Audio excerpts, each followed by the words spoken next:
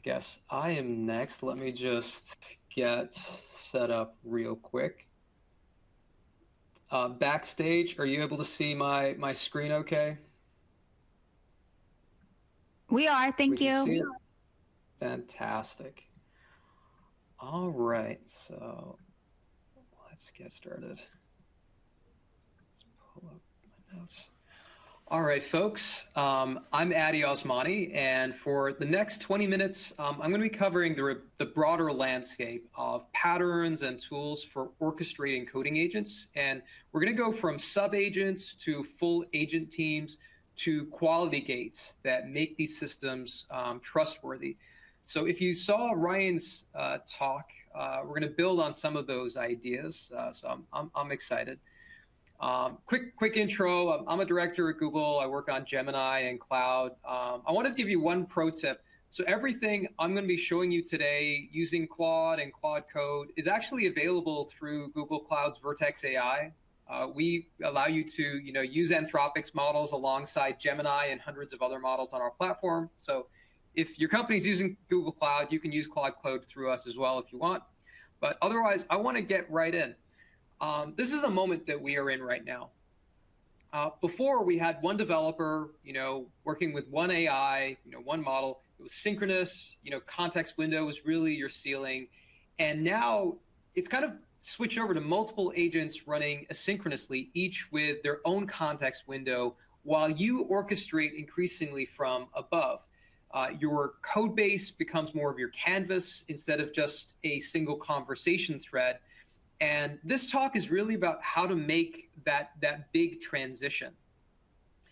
So some of you may have seen some version of this before. So Steve Yege recently outlined 8 levels of how developers evolve with AI tools, and I think it's a pretty good framing. If you read it from bottom to top, it's really a ladder of autonomy and trust. So at the bottom, we've got the IDE era, the earlier IDE era. Maybe you have no AI at all there. And then you've got an agent in your ID, but you're approving every change. Level 3 is YOLO mode. You kind of like let it run more freely. You have trust that's growing. L4 is where you stop reviewing every diff. You start guiding the conversation. And in that middle, you then start to see where we're going agent first. L5 is that inflection point where the conversation with the agent is primary. The ID is just where you inspect the output or make those more nuanced tweaks where the agent maybe wasn't able to do everything. And I think most developers should be aiming to really reach L5 in the next few months while we're working up this ladder. Level 6 is multiplexing. The top tier is like orchestration. By level 7, you are managing maybe 5 to 10 agents. Maybe doing that by hand gets messy, and you start asking, well, what if Claude Code? What if my system could just run Claude Code by itself? And L8 is kind of the end game. You can build your own orchestration layer. It can spawn and route agents programmatically. And so this talk is going to cover levels 5 through 8. So again, the mental model shift is this. Going from that conductor where you have synchrony and the context window as your ceiling to that more of that orchestrator where multiple agents have their own windows. You're working asynchronously while you're able to plan, check in, switch over from different kinds of tasks as well. And this is really that big difference between pair programming and managing a team. You really do need a different set of skills now. We talk about the need for clear specs, for work decomposition, for output verification, rather than writing the code yourself. And there's a lot in here that is worth keeping in mind. So why can't one agent do it all? Just as a recap, there's really kind of 3 walls. So the first is context overload, especially with medium to large size code bases. Those can overwhelm a single context window. There's not necessarily as much specialization in there. A focused data layer agent is going to write better database code than a generalist. There's not really coordination in there either. Multiple agents can't share task lists or resolve dependencies automatically. And so sub agents are one thing that can solve the first two. Agent teams solve coordination. We're going to talk about both of those things. Why do we want to go multi-agent? There's really 4 compounding reasons. Parallelism is a big unlock. You can really heavily improve your throughput. Specialization, focused agents can just write much better code. Isolation, So patterns like get work trees. Get work trees are magical. I love them. They're not for everybody, but they can mean, no merge conflicts. And compound learning. As you continue working with agents, how are you, this goes back to our previous sessions. How are you improving the system with your expertise over time, ideally automatically? And those benefits don't just add up. They really, really do multiply. So the first pattern I want to talk about is indeed subagents, which is really focused delegation.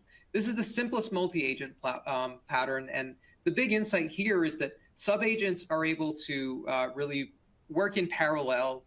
You can have a parent orchestrator use a task tool to spawn multiple child agents simultaneously when their tasks are, sort of independent. And I want to walk you through an example, actually, using Claude Code. So we can see this in action. I'm giving Claude Code a single prompt. Build me a bookmarks manager called Link Shelf using Express and SQLite. And I want you to watch what happens. We have a parent orchestrator that's reading the prompt, and it's going to decompose it into 3 sub-agent briefs. So what you can see here is it's already breaking this down into 2 sub-agents that can run in parallel, our data layer and our business logic. And these don't have necessarily shared dependencies, so they can both run at the same time. When they both finish and write their files, the parent is able to spawn a 3rd subagent. And I can actually fast forward us here. I'm using ASCII Cinema here, which I absolutely love because I can give you my full session and you can see everything in action. But we've now got our 3rd subagent for API routes here, which is reading the existing files, so our previous output, to understand the interfaces and wire everything together. So we get parallelism where it's possible, but the parent is manually managing our dependency graph. Now this works, but you can notice what's missing. There's not necessarily a full shared task list or peer messaging or automatic unblocking. The parent is doing all of the orchestration logic here itself. And so some quick takeaways from subagents: they can solve that context isolation per agent. They can have specialization. They give us parallel execution. They're kind of cost neutral. What's missing here is manual dependency management. Again, that lack of peer messaging between agents. And so they can give you parallel execution, but they do require a little bit more manual coordination. So one tip here is that you can actually have hierarchical subagents. So instead of spawning 6 subagents, you can spawn 2 feature leads, and you can have each lead spawn its own specialist. So maybe you have a parent that only talks to 2 agents, and that can keep your context clean. So, a feature lead can decompose a build search prompt into data, logic, and API subagents on its own. And you can get deeper decomposition here without necessarily exploding anybody's context window. This mimics how I've seen real engineering orgs delegate through layers of different team leads. The next pattern that I want to talk about is agent teams. And this is where things get really exciting. So agent teams, maybe you've heard this referred to as swarms in other contexts. These are Claude Code's experimental feature for true parallel execution. So you enable it with an environment variable, so Claude Code experimental agent teams. And this is roughly the architecture. You have a team lead at the top. You have a shared task list. Tasks can have status like pending, in progress, and completed. You can have dependency tracking and file locking.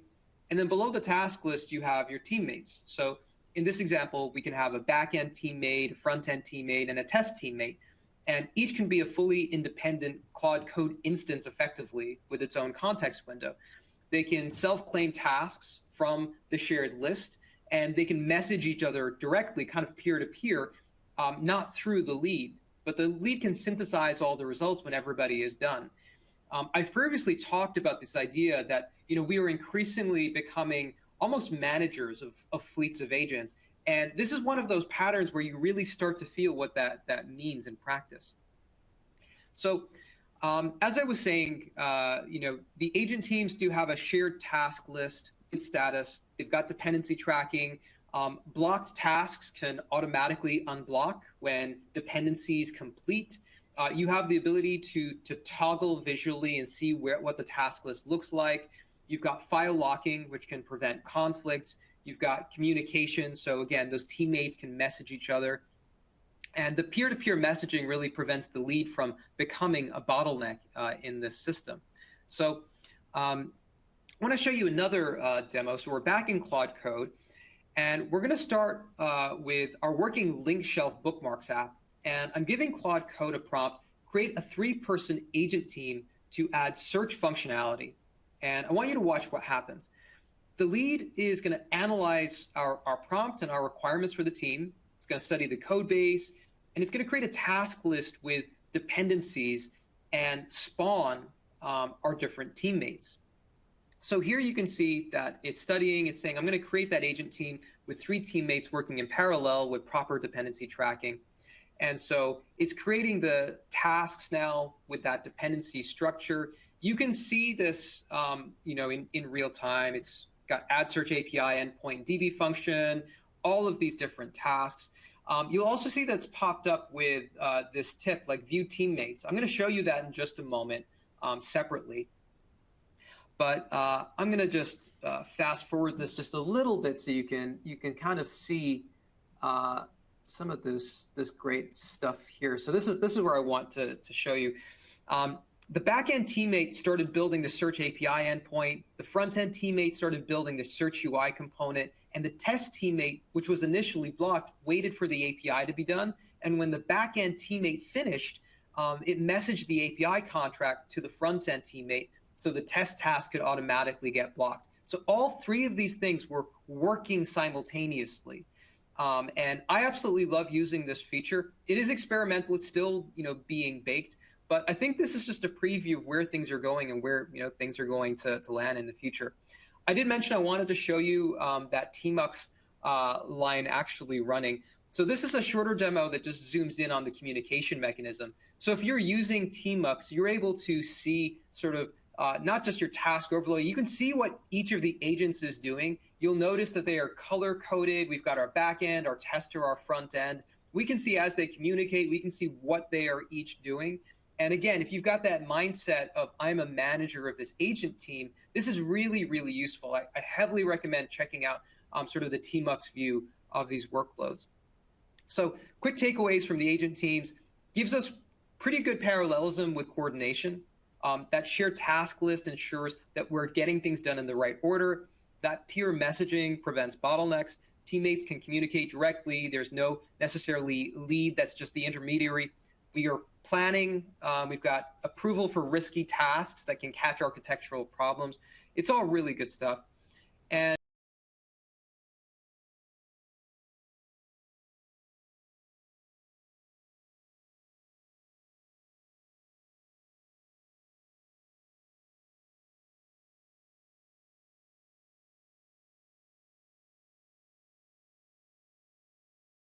how much your agents are stuck by a heavy percentage. You can have dedicated reviewers as well. So like a read-only task that is just reviewing the work that's been generated before you move on to the next.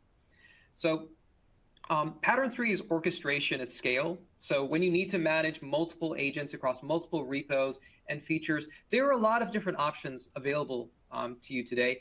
And I just wanted to quickly point some of these out. I'll cover more of these tools in just a moment, but there's Conductor on Mac. So there are options that are very visual, where you bring your own keys or plans. There's Vibe Kanban, which is cross-platform and has more of a Kanban UX to it. There's OpenClaw, of course, which Ryan was talking about earlier, and Ant Farm, which Ryan built on top of it. There's Claude Squad, which, again, really leans into tmux. There's Gastown. There's so many patterns that you can be leaning into and researching. I heavily recommend experimenting with these on small-scale projects that are not in the critical path before you try using any of this stuff in production, just to get a better sense of it. So I tend to categorize the agentic tools we have into these 3 tiers. There is tier 1, which are in-process subagents and teams in a single session. So you have 0 setup. You can really start here. Tier 2 is local orchestrators. So many of those tools and patterns I was just talking about, multiple agents working in work trees, dashboards. Those are pretty good for 3 to 10 agents. And then you have cloud async agents, so Claude Code Web, Copilot Agent, Google's Jules, Codex Web. And those are really great for when you want to be able to assign tasks, close your laptop, and return to pull requests. That's a big part of my workflow these days. Like, I really love cloud async agents. I recommend experimenting with them. And this is like a really big category now, where you can hand off a task, be on the go, and you can review diffs in real time. I do this, like if I want to go for a walk, maybe I'll spawn off a bunch of tasks on my backlog, and I can review, I can check out deploys on my phone, I can check out diffs, I can merge things in. And especially for tasks that are, things that I can verify myself without having to be at my desktop, this has been a big productivity unlock for me. Quickly, just walking you through some of these tools. If you're still new to this and you're a very visual person, I do recommend Conductor by Melty Labs if you're on Mac. This is really great for running multiple kind of Claude code agents in parallel on your Mac. It uses Git work trees. You get a very visual dashboard showing who's working on what. Claude Code, of course, love using it. These days, I'm increasingly using Claude Code Web. So Claude Code in the cloud, where I have my sandboxes, I can connect to GitHub repos, I can run multiple tasks in parallel. I'm also enjoying Claude Code Desktop a lot.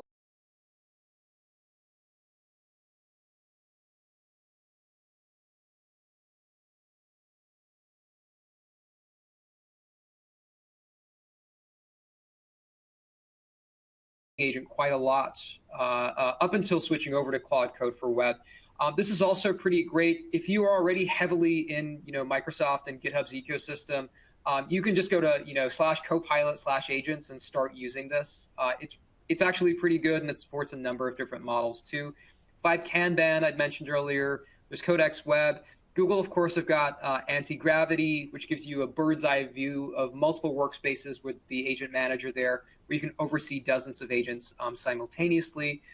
Cursor's got their own cloud agents. There's lots of options. Some quick takeaways for 2026.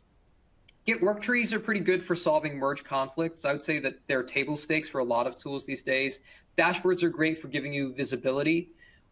Bring your own key kind of keeps costs predictable for you, especially when you only want to pay for tokens. And cloud async agents really help delegate your backlog for you. So we're spoiled for choice. 3 scaling tips: multimodal routing. Last year, we talked about the benefits of considering whether you want to use different models for planning and for implementation. That still carries over to this world of orchestration, and can be a good savings unlock for you. So you can have a model routing file, a human curated agents file, a Claude file. Like those are things worth investing in. They can help reduce, errors by quite a significant amount. Keep them to under 80 lines with clear sections. The developer's role has really evolved. Now we've got the spec writer, the orchestrator, the quality gate, and the learner. And I think it's worth keeping in mind these facets as you think about where am I going to invest my time to build up my role for the future. And I also wanted to quickly talk about quality gates. This is what makes agent output trustworthy. So plan approval allows teammates to plan before coding. You lead reviews and you approve or reject those plans. That's cheaper than going through all of the implementation sometimes, then finding, oh, it's actually not quite what we wanted. I tend to have task completed runs that will run my linting tests for me. And I have agents.markdown also, which compounds my learning across different sessions. The bottleneck for us now is no longer generation. It tends to be verification. And so one of the things that we will talk more about today is quality, is verification, is the importance of keeping an eye on what's getting generated, even for the Claude Code team, right? Like they have code review, they have processes in place for making sure that things are not going off the rails in any way. And I think that I'm at time, so I just wanted to share with you a little bit of a wrap up. We covered a few different patterns today, and I would say that there are pretty good articles on all of these. We've got content on the O'Reilly platform that covers them as well. There are a lot of different pro moves here that can help you with velocity as well that are worth keeping in mind. and tons of resources that you can check out if you'd like to learn more about these tools or many of these patterns at scale. So I hope that something in here was helpful. I'm going to share the slides with you in case you'd like to go through this at your own pace. So I think that the high leverage developer of this year is going to be an async first manager running parallel AI agents. If you aren't doing this stuff yet, start with sub agents, build up to agent teams, add quality gates, and let compound learning do the rest. I hope you found this useful. Thank you.